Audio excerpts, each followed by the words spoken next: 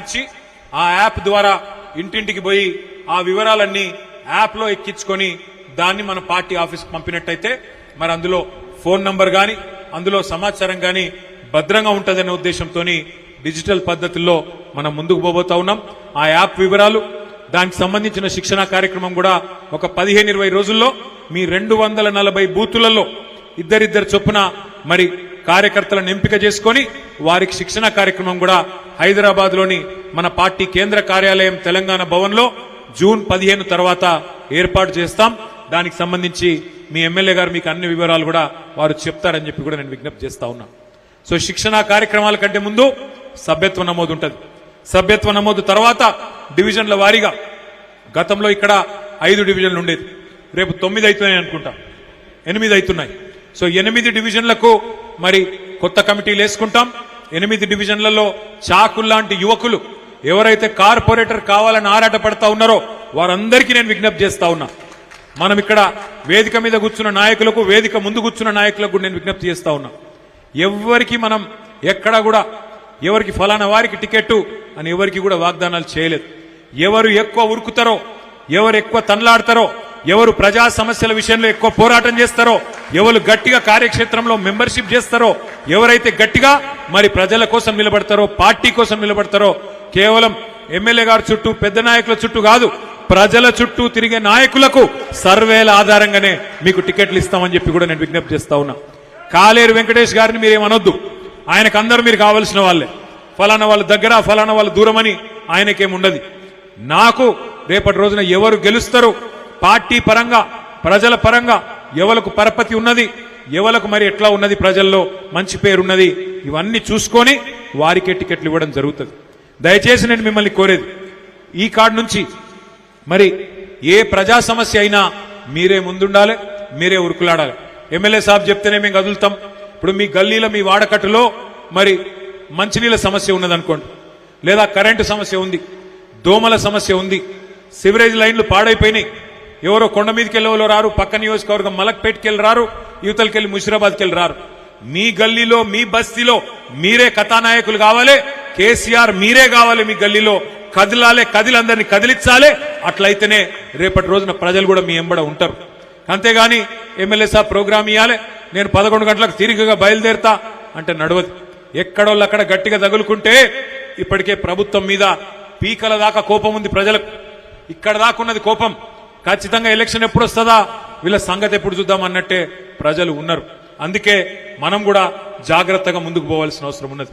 ఒక్కసారి మీరు ఆలోచించండి, కాంగ్రెస్ ప్రభుత్వం వచ్చింది 2.5 ఏళ్లైంది. ఇంకొక వారం 10 రోజులైతే 50% టైం అయిపోతుంది.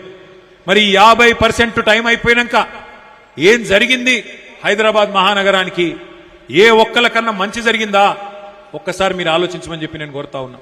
9.5-10 ఏళ్లు కేసీఆర్ గారు ముఖ్యమంత్రిగా ఉంటే ఆ రోజు మనం ఇదే హైదరాబాద్ మహానగరంలో 1,00,000 డబుల్ బెడ్రూమ్ ఇళ్లు కట్టినాం.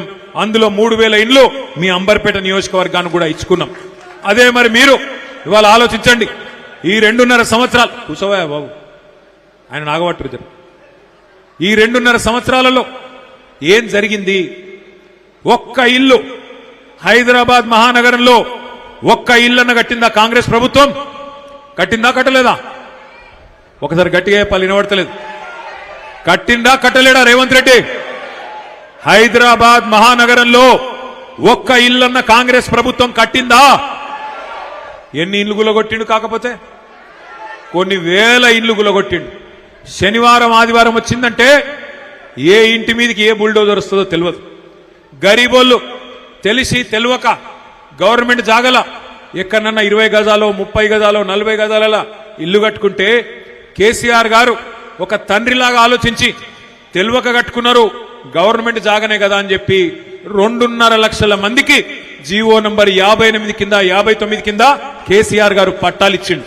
కానీ రేవంత్ రెడ్డి ఇవాళ ఈ ప్రభుత్వం వచ్చినాక ఒక్క ఇల్లు కట్టలే, ఒక్క ఇటుక పెట్టలే, ఎక్కడ కనీసం ఒక్క ఇంటికి ముగ్గు పోయలే. కానీ కొన్ని వేల ఇండ్లను ఇవాళ హైడ్రా పేరు మీద, మూసీ పేరు మీద నీలమట్టం చేసిన దుర్మార్గుడు రేవంత్ రెడ్డి, కాంగ్రెస్ ప్రభుత్వం. అట్లాగే మీరు ఒక్క మాట ఆలోచన చేయండి, రేవంత్ రెడ్డి గారు మాట్లాడితే నోరు ధరిస్తే ఫ్యూచర్ సిటీ అంటున్నాడు. ఫ్యూచర్ సిటీ అంటే ఏంది? భవిష్యత్ నగరం. భవిష్యత్ నగరం అట. ఉన్న నగరాన్ని పట్టించుకునే తెలివి లేదు. హైదరాబాద్లో కనీసం దోమల మందు కొట్టేటోడు లేడు, చెత్త ఎత్తేటోడు లేడు, ఇండ్లు కట్టేటోడు లేడు, మోరీలు సాఫ్ చేసుడు లేదు, కరెంట్ ఇచ్చే తెలివి లేదు. ఇది ఏది లేదు గాని భవిష్యత్ నగరం నిర్మాణం చేస్తా, ఫ్యూచర్ సిటీ కడతా. ప్రజెంట్ సిటీని పట్టించుకునే తెలివి లేదు గాని ఫ్యూచర్ సిటీ కడతా అని చెప్పి పోజులు కొడితే మా ఆడబిడ్డలు అనుకుంటున్నారు అమ్మకు అన్నం పెట్టనోడు చిన్నమ్మకు బంగారు గాజులు చేయిస్తా అని చెప్పిండట. వెనకటికెప్పుడు అమ్మకే అన్నం పెట్టాడు, ఉన్న నగరాన్ని పట్టించుకోడు మున్సిపల్ మంత్రి, ఆయననే ముఖ్యమంత్రి. ఒక మోరీ కట్టింది లేదు, ఒక ఇల్లు కట్టింది లేదు, కనీసం దోమల మందు కొట్టింది లేదు. కానీ ఫ్యూచర్ సిటీ కడతా, అది న్యూయార్క్ తోని లండన్ తోని పోటీ పడేటట్టు కడతా అంటే ఎవడు నమ్ముతారు? ఎట్లా నమ్ముతారు? ఆలోచించమని చెప్పి నేను కోరుతా ఉన్నా. ఇదే అంబర్పేట నియోజకవర్గంలో మీ ఎమ్మెల్యే గారు కోరితే ఒక్క మాట మీదకెళ్లి అంబర్పేటలో 4 ఎకరాలు ఆనాడు ముస్లింల శ్మశాన వాటిక కోసం ఇక్కడే మనం చేసుకున్నాం. అదొకటే కాదు, కొన్ని వందల వేల కోట్ల రూపాయలు మీ అంబర్పేట నియోజకవర్గం కోసం, అది ఎస్టీపీల రూపంలో అయితేనేమి, అదేవిధంగా మంచినీళ్ల కోసం అయితేనేమి, ఇండ్ల కోసం అయితేనేమి, బ్రిడ్జిల కోసం అయితేనేమి బ్రహ్మాండంగా మంజూరు చేసుకున్నాం, ముందుకు పోయినాం. ఇలా ముఖ్యమంత్రి గారి ఇంకొక ఫేవరెట్ సబ్జెక్టు మూసి. మూసి మూసి అనిగా ముఖ్యమంత్రి గారు మురుస్తా ఉన్నాడు. ఏందయా మూసి అంటే ఆయన చెప్పేది, మూసి నది ప్రక్షాళన చేస్తా. నేను మీ అందరికి ఒక మాట మనసుకి ఎక్కించుకోండి, దయచేసి ఒకటి మంచిగా జాగ్రత్తగా వినండి. ఈయన కొత్తగా చేసేది ఏం లేదు మూసీకి, ఈయన కొత్తగా చేసేది ఏం లేదు. మనమున్నప్పుడే 9.5 ఏళ్లలో 3,866 కోట్ల రూపాయలు, ఒకటి కాదు రెండు కాదు, దగ్గర దగ్గర 4,000 కోట్ల రూపాయలు ఖర్చు పెట్టి మూసీలోకి మరి ప్రతి మురికి నీటి చుక్క ఏదైతే వస్తుందో దాన్ని శుద్ధి చేయాలని చెప్పి 32 ఎస్టీపీలు సివరేజ్ ట్రీట్మెంట్ ప్లాంట్లు మంజూరు చేసింది కేసీఆర్ గారి ప్రభుత్వం. దాన్ని దాదాపు 60-70% పూర్తి చేసినాం. అంబర్పేటలో, నాగోల్లో పెద్ద పెద్ద ప్లాంట్లు కట్టినాం. కట్టి హైదరాబాద్ లో ఉత్పత్తి అయ్యే ప్రతి మురికి నీటి చుక్క, మూసీలోకి వచ్చే ప్రతి మురికి నీటి చుక్కకు శుద్ధి కేంద్రాలు పెట్టింది కేసీఆర్ ప్రభుత్వం. అది మాత్రమే కాదు, మనం కాళేశ్వరం నీళ్లను, గోదావరి నీళ్లను కొండపోచమ్మ సాగర్ అనే ప్రాంతానికి తీసుకొచ్చినాం. హైదరాబాదు, మరి హైదరాబాద్కు ఒక 60 కిలోమీటర్ల దూరంలో. మీకు ఒక చిన్న విషయం తెలవాలి, హైదరాబాద్ లో మనకు గండిపేట ఉన్నది. గండిపేట 535 మీటర్ల మీద ఉంటుంది సముద్ర మట్టానికి. మనం కట్టిన కొండపోచమ్మ సాగరు 620 మీటర్ల మీద ఉంటుంది.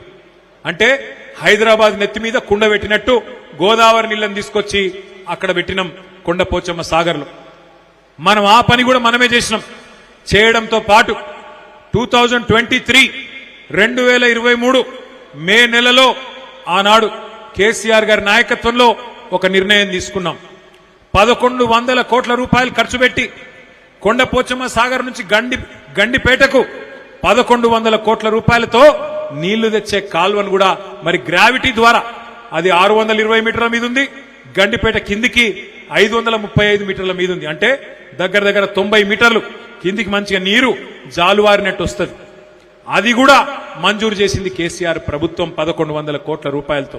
అట్లాగే మీ మూసారంబాగు బ్రిడ్జు, అట్లాగే మొత్తం మూసీ నది మీద 15 బ్రిడ్జిలు 545 కోట్ల రూపాయలతోని మంజూరు చేసింది 2022 సంవత్సరంలో కేసీఆర్ ప్రభుత్వం. ఎస్టీపీలు కట్టింది 4,000 కోట్లతో కేసీఆర్ ప్రభుత్వం. గోదావరి నీళ్లను కొండపోచమ్మ సాగర్ తెచ్చి ఆడికెళ్లి గండిపేటకు నీళ్లు తెచ్చి ఆ గండిపేట నీళ్లను కిందికి మూసీలోకి వదిలేటట్టు ఇంతజాం చేసింది కేసీఆర్ ప్రభుత్వం. 15 బ్రిడ్జిలు మూసీ మీద మంజూరు చేసింది 545 కోట్లతోని కేసీఆర్ ప్రభుత్వం. శిలాఫలకం వేసింది కేసీఆర్ ప్రభుత్వం.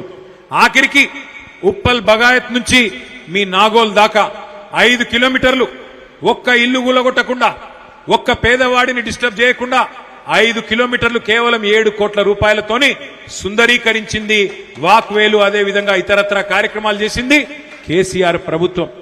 ఇవాళ రేవంత్ రెడ్డి గారు చేయాల్సిందల్లా ఒక్కటే, జేబుల కత్తెర పెట్టుకొని తిరుగుతున్నాడు. ఆయన కత్తెర పెట్టుకొని తిరుగుతుంటే జేబు దొంగ అనుకునేటోళ్ళు, జేబు దొంగ కాదు నేను అంటలేను.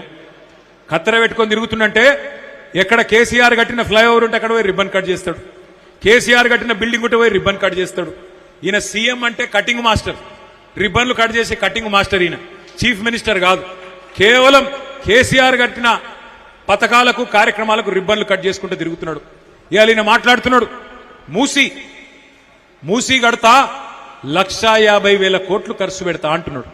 మా ఆడబిడ్డలు మీరు ఆలోచన చేయాలి. అంబర్పేటలో దగ్గర 3-4 వేల ఇండ్లు గులగొడతాడట. 3-4 వేల ఇండ్లు గులగొట్టి అంబర్పేటలో మూసీ గడతా. నేను అడుగుతున్నా రేవంత్ రెడ్డి గారు, మొత్తం పని కేసీఆర్ గారు చేసింది కదా. శుద్ధి కేంద్రాలు కట్టినాం, బ్రిడ్జిలు మంజూరు చేసినాం, గండిపేటకు నీళ్లు తెచ్చే సౌలత ఏర్పాటు చేసినాం. నువ్వు చేయవలసిందల్లా ఒకటే, 2 దిక్కుల మూసీకి మంచిగా బందోబస్తుగా రోడేసి అందులో ఏమన్నా చిన్న చిన్న ఆక్రమణలుంటే కేసీఆర్ గారు కట్టిన డబుల్ బెడ్రూమ్లే ఉన్నాయి, అవి వాళ్ళకిచ్చి మెల్లగా వాళ్ళను బుదిరకిచ్చి దగ్గరుండి జర్ర పని మంత్రుని లెక్క పనిచేస్తే 1,50,000 కోట్లు కాదు 16,000 కోట్లలో ఒడగొట్టచ్చు కథంతా.